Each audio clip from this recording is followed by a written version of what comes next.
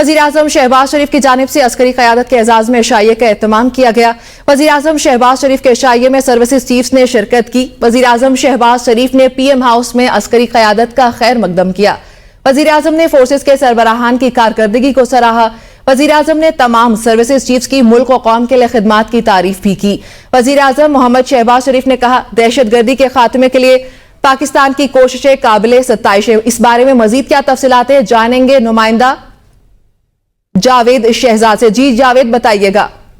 जी बिल्कुल जी, वज़ीर-ए-आज़म शहबाज शरीफ की जानिब से इस वक्त जो अलविदाई मुलाकातों का जो सिलसिला है वो शुरू हो चुका है। आज वज़ीर-ए-आज़म हाउस में वज़ीर-ए-आज़म की जानिब से पाकिस्तान की अस्करी क़यादत के एजाज़ में इशाइया दिया गया है, जिसमें तीनों मुसल्लह अफ़वाज के सरबराहान, chairman joint chief staff committee, DG ISI समेत दीगर जो इदारों के हेड्स हैं उन सब ने शिरकत की है।